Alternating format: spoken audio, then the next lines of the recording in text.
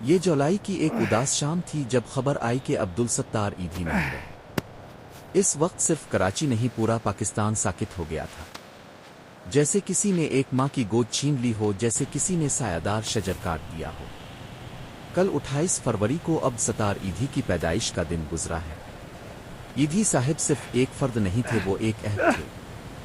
ان کے اس بے لوث سفر میں بلقیس ایدھی نے ان کا بھرپور ساتھ دیا اور آخری سانس تک اپنے مشن کو زندہ رکھا۔ ایدھی صاحب نے کسی سرکاری فنڈ، کسی عالمی ادارے یا کسی سیلیبرٹی کا سہارا نہیں لیا۔ اپنے ہاتھوں سے لوگوں کے پیاروں کو غسل دیتے، لاوارث بچوں کو گود میں لیے ہوئے، گلیوں میں گرتے لوگوں کو سنبھالتے ہوئے وہ ایک خاموش انقلاب برپا کر گئے۔ ان کے لیے نہ مذہب کی تفریق تھی، نہ نسل کی، نہ ذات پات کی۔ ان کی جیب خالی ہو سکتی تھی مگر دل کبھی خالی نہیں ہوا۔ وہ کہتے تھے کہ انسانیت سب سے بڑا مذہب ہے، مگر ہم ایک ایسے سماج میں زندہ ہیں جہاں مذہب کی سیاست، تعصب کی آگ اور فرقہ واریت کی دھند میں انسانیت کی پہچان مٹتی جا رہی ہے۔ ایسے میں ایدھی صاحب کی روشن آنکھیں، ان کا سادہ لباس، ان کے جھریوں بھرے ہاتھ ایک سوال بن کر ہمارے سامنے آتے ہیں۔ وہ سوال جو ہر ریاست سے پوچھا جانا چاہیے کہ تمہارا کام کیا ہے؟ کیا ایدھی کا کام تمہارا فرض نہیں تھا؟ ایدھی صاحب اکیلے نہیں تھے، ان جیسے کئی چراغ اس اندھیرے میں جلتے رہے اور آج بھی روشن ہیں۔ ڈاکٹر ادیب رضوی ان میں سے ایک ہیں، جنہوں نے حقیقی معنوں میں انسانیت کی خدمت کو اپنا عقیدہ بنا لیا۔ Sindh institute of urology and transplantation صرف ایک اسپتال نہیں بلکہ ایک امیدوں کی کرن ہے۔ وہاں مریض کا مذہب، زبان آزاد نہیں پوچھی جاتی، صرف یہ دیکھا جاتا ہے کہ اسے کس علاج کی ضرورت ہے۔ ریاست جہاں اپنی ذمہ داریوں سے منہ موڑ لیتی ہے، وہاں ڈاکٹر ادیب رضوی جیسے لوگ اپنی جان ہتھیلی پر رکھ کر نظام کو انسان دوست بنانے کی کوشش کرتے ہیں۔